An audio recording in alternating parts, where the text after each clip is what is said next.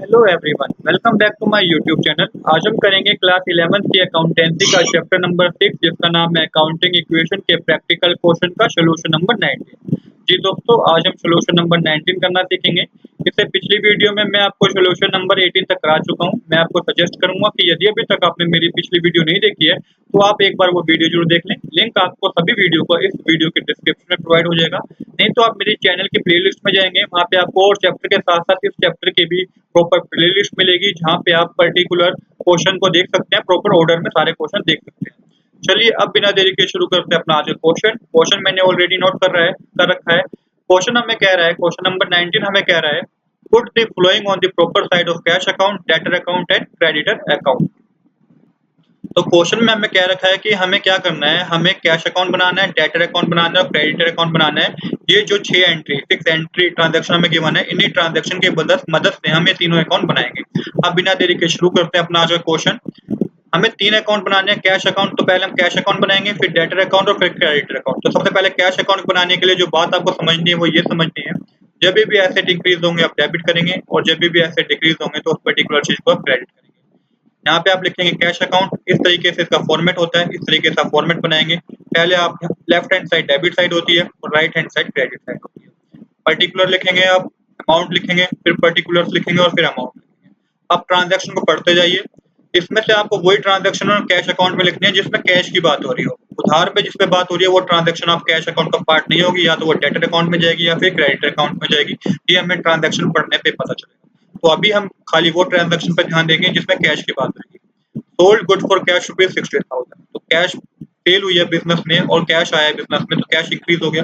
Cash जब increase होता है मतलब कि एसेट इंक्रीज हो गया। जब एसेट इंक्रीज होते हैं तो वो डेबिट साइड आएंगे। तो यहाँ पे आप लिखेंगे सोल्ड गुड फॉर कैश और जो अमाउंट है 60,000 आप वो लिख दीजिए।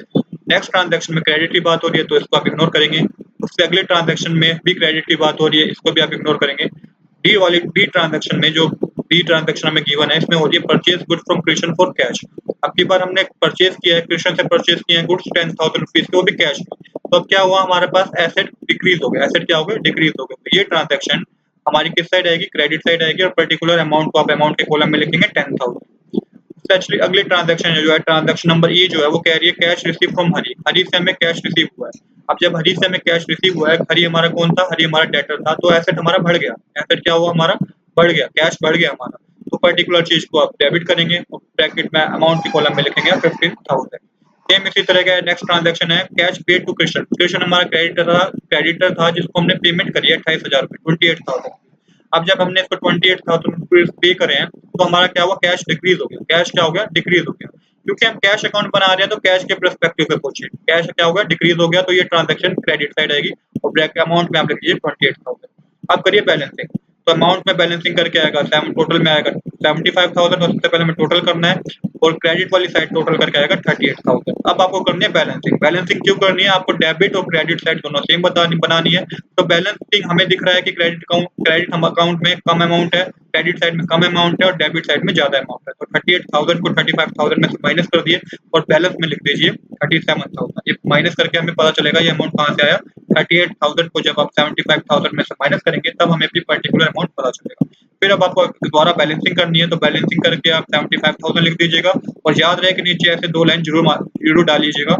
ऐसे सेम आपको क्रेडिट साइड में भी करना है। 75,000 लिख के आपको ये 2 लाइन जरूर मेंशन करनी है, इनके नहीं तो आपके मार्क्स डिडक्ट होते हैं। तो देखिए कितने सिंपल तरीके से आपका कैश अकाउंट बन भी गया। अब बनाएंगे हम डेटर अकाउंट। चलिए अब डेटर अकाउंट बनाते हैं। सेम तरीके से आपको फॉर्मेट बनाना है, फॉर्मेट उसी तरीके से बनेगा। अब डेटर हमारा क्या होता है, एसेट होता है। जब भी एसेट इंक्रीज हो जाए तो आप डेबिट कीजिएगा, एसेट डिक्रीज हो जाए तो आप क्रेडिट कीजिएगा। लेफ्ट साइड हमारी डेबिट की होती है, राइट साइड हमारी क्रेडिट की होती है। पर्टिकुलर डालिए, अमाउंट डालिए, पर्टिकुलर डालिए और अमाउंट डालिए। सब कुछ सेम ही है, फॉर्मेट में कोई चेंज नहीं है, फॉर्मेट सेम ही है। हाँ, और अब इसमें आप ट्रांजेक्शन वही लेंगे जिसमें डेटर की बात हो रही होगी। तो ट्रांजेक्शन नंबर 2 में डेटर की बात हो रही है और ट्रांजैक्शन नंबर ई में डेटर की बात हो रही है। तो पहली ट्रांजैक्शन थी sold good to Hari on credit. तो पहले हमने सोल्ड किया हरी को क्रेडिट पे, तो क्या हुआ, हमारे डेटर क्या हो गए, इंक्रीज हो गए। तो जब डेटर इंक्रीज होते हैं, डेटर एसेट होते हैं, वो इंक्रीज हो गए तो डेबिट साइड आएंगे। तो यहाँ पे आप लिखेंगे सोल्ड गुड ऑन क्रेडिट और यहाँ पे लिखेंगे 20,000। और ट्रांजैक्शन नंबर ई में क्या हुआ, कैश रिसीव हुआ फ्रॉम हरी से, तो हमारे डेटर क्या हो गए, डिक्रीज हो गए। डेटर क्या हो गए, डिक्रीज हो गए। क्योंकि हम डेटर अकाउंट बना रहे हैं तो डेटर के परस्पेक्टिव से सोचिए, डेटर कम हो गया तो वो क्रेडिट साइड आएंगे। तो ये ट्रांजैक्शन में लिखिए आप कैश रिसीव्ड ऑन डेटर और अमाउंट को लिख दीजिए 15,000। सेम फिर अब आपको बैलेंसिंग करनी है। अब देखिए कि टोटल क्रेडिट डेबिट साइड जो टोटल आया वो 20,000 आया है, क्रेडिट साइड जो टोटल आया वो 15,000 आया है। अब आप देखिए किस साइड का कम आ रहा है, क्रेडिट साइड का कम आ रहा है, डेबिट साइड का ज्यादा है, तो आप बैलेंसिंग कीजिए, क्रेडिट साइड माइनस करेंगे तो 5,000 आएगा, बैलेंस करके 5,000 लिख दीजिए और फिर से आप बैलेंसिंग कर दीजिए।